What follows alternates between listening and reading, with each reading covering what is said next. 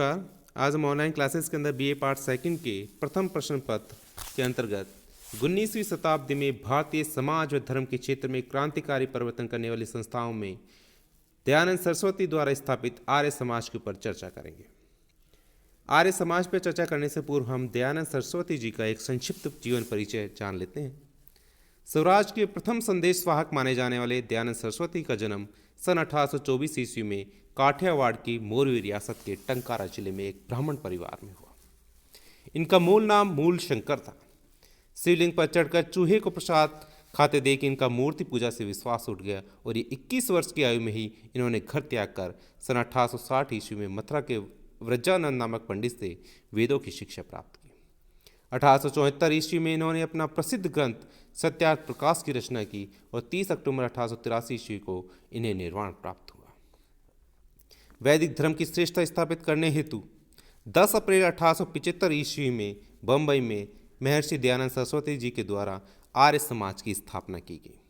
सत्यार्थ प्रकाश नामक उनके ग्रंथ में आर्य समाज के अनेक सिद्धांतों का वर्णन किया गया है।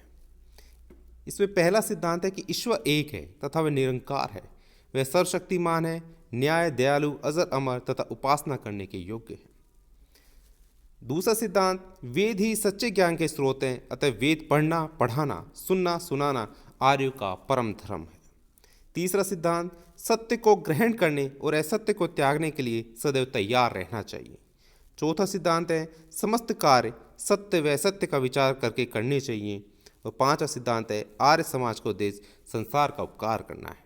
छठा सिद्धांत, प्रत्येक को सबकी उन्नति में ही अपनी उन्नति समझनी चाहिए। सातवां सिद्धांत, समस्त सत्य विद्या का मूल परमेश्वर को माना गया है। आर्य समाज के आठवें सिद्धांत के अनुसार अविद्या का नाश तथा विद्या की वृद्धि होनी चाहिए। नवें सिद्धांत के अनुसार सभी से प्रीतिपूर्वक यथा योग्य व्यवहार करना चाहिए। 10वें सिद्धांत के अनुसार सामाजिक भलाई के कार्यों में पारस्परिक मतभेदों को भुला देना चाहिए। इन्हीं सिद्धांतों को आधार रखकर महर्षि दयानंद सरस्वती जी के द्वारा 10 अप्रैल 1875 ईस्वी को बम्बई में आर्य समाज की स्थापना की गई। आर्य समाज ने धार्मिक क्षेत्र के अंदर भी अनेक सुधारवादी कार्य किए। महर्षि दयानंद सरस्वती द्वारा हिंदू धर्म के पुनरुत्थान के लिए तथा धर्म के वास्तविक स्वरूप को जानने के लिए वेदों के अध्ययन पर बल दिया गया। उनके अनुसार वेद सब ज्ञानों का स्रोत है। इस हेतु उन्होंने वेदों की ओर लौट चलो का नारा दिया, जो कि एक प्रसिद्ध नारा बना। आर्य समाज ने मूर्ति पूजा, कर्मकांड, बलि प्रथा, अवतारवाद, बहुदेववाद आदि का विरोध किया तथा एकेश्वरवाद तथा ईश्वर के निराकार स्वरूप का समर्थन हमेशा किया है। इनके द्वारा जो हिंदू धर्म को छोड़कर अन्य धर्मों में चले गए थे, उनको पुनः शुद्ध कर हिंदू बनाने का भी एक क्रांतिकारी कार्यक्रम चलाया गया, जो कि शुद्धि आंदोलन के नाम से जाना जाता है, जिससे जो मुसलमान व ईसाई बन गए थे वे वापस पुनः हिंदू धर्म के अंदर लौट आए। आर्य समाज द्वारा सामाजिक क्षेत्र में भी अनेक सुधारवादी कार्य किए गए।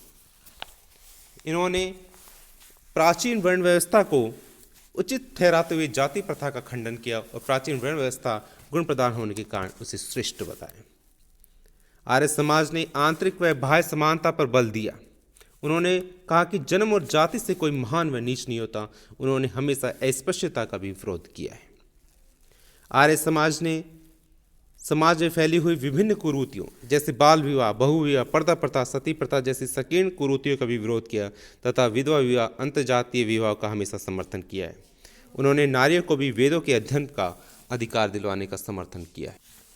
आर्य समाज ने महिलाओं को भी पुरुषों के समान अधिकार दिलवाने, महिला शिक्षा तथा नारी सम्मान पर विशेष बल दिया है।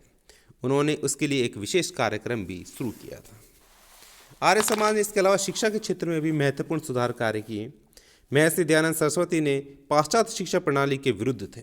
उन्होंने भारतीयों के उत्थान हेतु गुरुकुल प्रणाली का समर्थन किया, जिसमें बिना किसी भेदभाव के अध्ययन किया जा सकता था।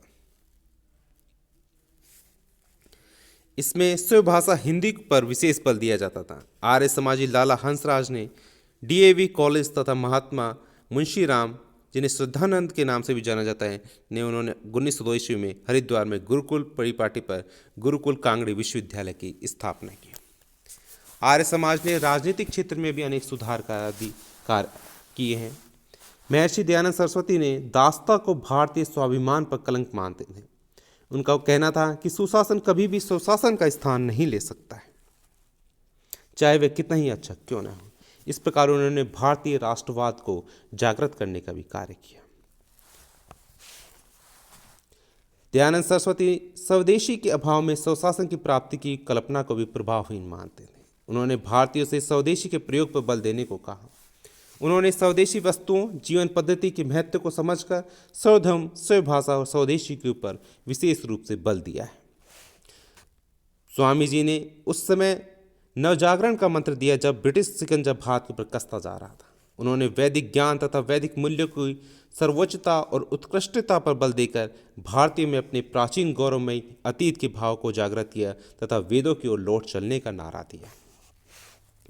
दयानंद